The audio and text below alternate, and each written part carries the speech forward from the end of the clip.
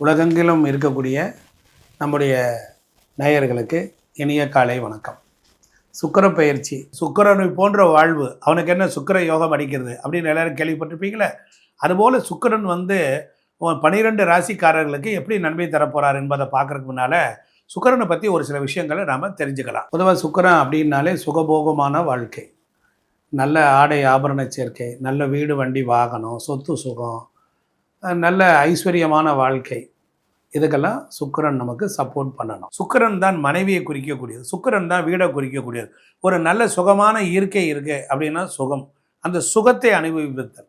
நல்ல குஷனில் நல்ல இருக்கிறோம், ஒரு நல்ல ட்ரெஸ் பண்ணிகிட்டு இருக்கோம், டிப்டாப்பாக இருக்கோம், தலையை நல்லா அழகாக வச்சுக்கிறோம், அழகாக வைத்து கொள்ளுதல், தன்னை அழகுபடுத்துதல், ஒழுங்குபடுத்துதல், இதெல்லாம் சுக்கிரனுடைய விஷயம். அதே போல் ஒரு பெண்ணை பார்த்த உடனே ஒரு மோகம், ஒரு காதல், ஒரு காமம், ஒரு வசீகரம், ஒரு பொருளை பார்த்தால் ஈர்த்தல், ஈர்த்து கொள்ளுதல், எல்லோரோடையும் இணங்கி போகுதல், ஒத்து போகுதல். இப்படிப்பட்ட இந்த சுக்கிரன் உங்களுக்கு ஒரு யோகத்தை கொடுப்பாரா? கொடுப்பார். ஏனென்றால் சுக்கிரன் உச்சமடைகிற வீட்டிற்கு வந்திருக்கிறார். அதனால உறவில் திருமணமானவர்கள், நல்லா வாழ்ந்தவங்க குடும்பம் அப்படின்னு இருக்கு. இந்த சுக்கிரன் தான் சந்திரனை போல் செயல்படுவார். சுக்கிரன் உங்கள் ஜாதகத்தில் எந்த வீட்டில் இருக்காரோ அங்கே குலதெய்வம் சம்பந்தப்பட்ட பிரச்சனை இருக்கும், குலதெய்வத்திற்கு ப்ராப்ளம் இருக்கும், குலதெய்வம் பிடிமன் எடுத்த இருக்கும். மொத்தத்தில் சுக்கிரன் என்பவன் வாழ்வில் சுகத்தை தரப்போறான். வாருங்கள் 12 ராசிக்கு பார்ப்போம். சுக்கிரன் பயிற்சி தான் நம்ம பார்க்குறோம். வாழ்க்கையில் சுகபோகமாக வாழணும்னா சுக்கிரன் தேவை. வாரத்தில் ஒரு நாள் வருது வெள்ளிக்கிழமை, அது எவ்வளோ எல்லாரும் குளித்து மொழிகி பார்க்குறதுக்கு அழகா லட்சணமாக இருக்கிறோம். வெள்ளிக்கிழமை அன்னைக்கு எல்லா வீட்லேயும் பெண்களும் பாருங்கள் ரொம்ப ஐஸ்வர்யமாக இருப்பாங்க. அப்போ ஒரு பெண்ணே மகாலட்சுமியாட்டம் இருப்பாள். அப்போ ஒரு வீட்டில் ஒரு சுகபோகம் நடக்கணும், ஒரு சந்தோஷம் வரணும் அப்படின்னா சுக்கிரன் நல்லா இருக்கணும். அப்போ மகர ராசி அன்பர்களுக்கு சுக்கிரன் உச்சமடைகிறார். அது 3, 7, 11 வீடுகள் காமத்திரிகோணம். அந்த வீடுகளில் சுக்கிரன் வரும் பொழுதெல்லாம் இவங்களுக்கு ஒரு மகிழ்ச்சி கிடைக்கும். மகர ராசிக்கு அவருக்கு 5, 8, 12, அதாவது மகர ராசிக்கு எடுத்துக்கிட்டால் 4, 8, 12 சுக்கிரனுடைய ஸ்டார் இருக்கு. அப்போ 4க்குடையவன் போய் எங்கே இருக்காருன்னா 4ஆம் இடம் பரணி நட்சத்திரம், 4ஆம் இடம் செவ்வாயினுடைய வீடு. அப்போ செவ்வாயினுடைய வீட்டில் போய் இருக்கக்கூடிய அந்த பரணி நட்சத்திரம் சுக்கிரனுடைய நட்சத்திரம். அப்போ அவர் போய் உச்சமடைகிறது 3ஆம் இடம் வெற்றி ஸ்தானத்தில் அடைகிறார்.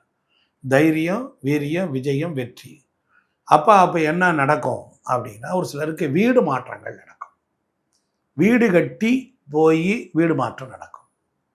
ஒரு சிலருக்கு ஊர் மாற்றம், ஒரு சிலருக்கு உத்தியோகமே மாறும், இடம் மாறி போய் படித்தல், இடம் மாறி போய் தொழில் செய்தல், வேலைக்கு போயிட்டு அப்புறமேல் குடும்பத்தையும் மாறி அமைத்தல். இந்த 3, 4 காம்பினேஷன். அப்போ 3, 4, 8, 12, 3, 4, 8 மாற்றம், சுகம், நெருக்கடி, விரயங்கள், இடமாற்றம். ஸோ இந்த 3 விஷயங்கள் இந்த 30 நாளுக்குள்ளே ஏதாவது ஒரு செயல் நடக்கும். சகோதரர்களுக்கு ஒரு வீடு வாங்கக்கூடிய ஒரு சூழலும் ஏற்படும். அதே போல் சகோதரர்களுக்கு சுகமான வாழ்க்கையும் அமையும். அதே நேரத்தில் கடனை வாங்கி ஒரு வீடு வாங்கக்கூடிய சூழலும் அமையும். அதே போல் மகர ராசிக்கு எடுத்துக்கொண்டீர்கள் அப்படின்னு எடுத்துக்கிட்டாலும் உங்களுக்கு பெரிய குறைகள் வராது, நல்ல பண வரவும் நல்ல வாழ்வு யோகமும் கிடைக்கும். சுக்கிரன்னா பணம், லிக்விட் கேஷ், டெய்லி வருமானம், அதெல்லாம் கொடுப்பார். 3ஆம் இடம் பொறுத்தளவில் முயற்சி ஸ்தானம். அப்போ அங்கே ஏற்கனவே சனி பகவான் இருக்கார், ராசியாதிபதி 3ல் இருந்து அவருக்கு பஞ்சமாதிபதியும் அங்கே சேர்ந்திருக்கிறார். அதே போல் மகரத்திற்கு எடுத்துக்கொண்டால் 10க்குடையவர், 5, 10க்குடையவராகிய சுக்கிரன் உச்சம் அடைவதனால 5ஆம் இடத்துக்குரியவர் 3ல் உச்சம் சிறப்பு, 10க்குடையவர் பொறுத்தளவில் 3ஆம் இடத்தில் உச்சமடைகிறார். அப்போ 3, 10 எப்படிங்கும்போது 10ஆம் இடங்கிறது ஜீவன கர்ம தொழில் ஸ்தானம். அப்போ தொழிலில் எப்படி இருக்கும், வெற்றிகள் உண்டாகும். அப்போ ஏற்கனவே இடம் மாறி வந்திருந்தவங்களுக்கு இப்போ பார்க்க போகிற தொழில்களில் நல்ல லாபம் உண்டாகும். மனைவி மக்களோடு உண்டு. குழந்தைகளுக்கு நல்ல எதிர்காலம் உண்டாகும். குழந்தைகளுக்கு வேலை வாய்ப்பு உண்டாகும். குழந்தைகளுடைய முன்னேற்றம் உண்டாகும். குழந்தைகள் வெளிநாடு வெளிமாநிலத்தில் போய் தங்கி படிக்கிறாங்க, அவங்களுக்கு ஒரு உடல்நலக் குறைவு இருக்குது அப்படின்னா சரியாயிடும். குழந்தைகளுக்கு இருக்கக்கூடிய பிரச்சனைகள் இழந்தெல்லாம் வெற்றிகள் உண்டாகும். அதே போல் குழந்தைகளுக்கு பொறுத்தளவில் இருக்கக்கூடிய நெருக்கடியான சூழல்கள் அவைகளெல்லாம் லாபத்தில் யாராவது ஒரு நல்ல மனிதர்கள் மூலியமாக அவர்கள் பிரச்சனையை தீர்த்து வைப்பாங்க. குழந்தைகளுடைய நண்பர்கள் வாயிலாக குழந்தைகளுக்கு ஆதரவு உண்டாகும். மூத்த குழந்தைகள் அவர்களும் நன்றாக இருப்பார்கள். கணவன் மனைவி உறவில் இருந்த கசப்பு தீரும்.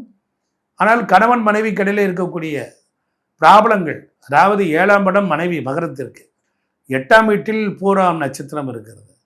அப்போ என்னாகும் அப்படின்னா, மனைவியினுடைய குடும்பத்திற்கு 8வது வீட்டில் அந்த சுக்கிரன் உச்சம் அடைவதனால் அப்போ என்ன நடக்கும் அப்படின்னால், மனைவிக்கு எடுத்து கொண்டால் மகர ராசி மனைவிமார்கள், அப்போ லைஃப் பார்ட்னர்ஸ், லைஃப் தொழில், கூட்டு தொழில் எல்லாத்துக்கும் எடுத்துக்கொள்ளலாம். அப்போ அங்கே எடுத்துக்கொண்டால் அவங்களுக்கு கடகமாகி, கடகத்திற்கு 4ஆம் வீட்டுக்குரியவர் அவர் போய் கடகத்திற்கு பாக்கியத்தில் இருப்பதினால மனைவி மக்கள் வழியாக பெரிய முன்னேற்றம் உண்டாகும், ஐஸ்வர்யம் உண்டாகும், தொழில் அமோகம் உண்டாகும், நல்ல சிறப்புகள்லாம் உண்டாகும், பணப்புழக்கங்கள்லாம் இருக்கும், வெற்றி மேலே வெற்றி கிடைக்கும், குழந்தைகள் நன்றாக இருப்பார்கள். அது சினிமா கலைஞர்கள், அரசாங்கத்தை சார்ந்தவர்கள், அவர்களுக்கு இருந்த கசப்புகள்லாம் தீரும். யாரோ ஒரு பெண் மூலமாக உங்களுக்கு உங்கள் பிள்ளைகளின் திருமணத்திற்கு ஒரு பொருள் உதவி கிடைக்கும், ஒரு பண உதவி கிடைக்கும். நான் கல்யாணத்துக்கு போகிறேன், நீ எனக்கு கொடுத்துருன்னு சொல்லுவாங்க. ஸோ அதனால் இப்போ புதிய இடத்தில் போய் சேர்ந்த இடத்தில் உங்களுக்கு ஒரு ஆதரவும் அனுகூலமும் அனுசரணையும் உதவியும் கிடைக்கும். மொத்தத்தில் நீங்களே எதிர்பார்த்திருக்க மாட்டீர்கள். 50 வருஷமாக வாழ்ந்த இடத்துல கூட ஒரு உதவி இல்லை, ஆனால் நேற்றைய மனிதர்கள் எனக்கு உதவுகிறார்கள் என்ற செய்தியெல்லாம் அருமையான வாக்கு, இனிமையான மதுரமான வாக்கு எல்லாம் மகர ராசிக்கு அமையும்.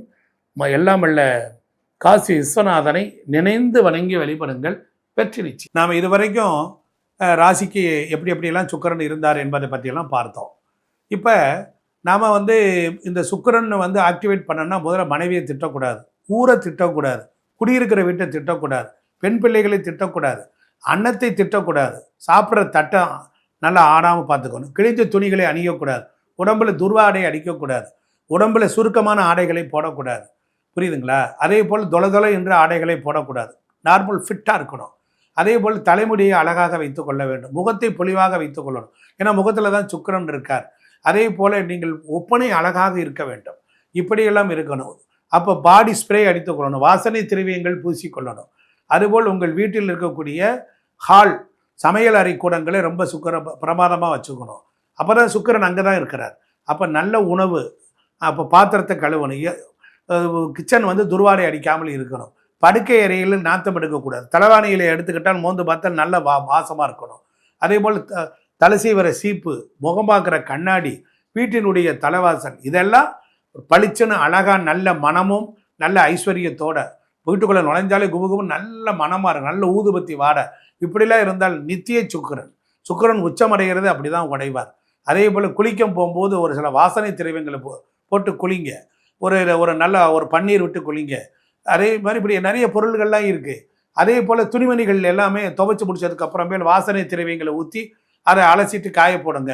அப்போ உங்கள் உடலும் மனமும் எல்லாம் உற்சாகமாக இருக்கும், உங்களுக்குள்ள ஒரு ஆனந்தம் துள்ளல் பீறிட்டு இருக்கும். சுக்கிரன் எப்படி இருந்தாலும் என்ன, இது மாதிரி செஞ்சு பாருங்கள். இதுதான் வாழ்வியல் பரிகாரம். வீட்டில் விளக்கேத்துங்கள், வளரும் குழந்தைகள் இருங்கள், நம்மை சுற்றிலும் உள்ள நம்ம வீடு, நம்ம வாசல் புறம், கொல்லப்புறம், முன்புறம், பின்புறம் எல்லா இடங்களிலும் பரிசுத்தமாக இருந்தால் அஷ்டலட்சுமி கடாட்சம் உங்களுக்குள் இருக்கும். சுக்கிரன் உச்சமடைவதை உங்களை உயர்த்தத்தான். சந்திப்போம், சிந்திப்போம். நன்றி, வணக்கம்.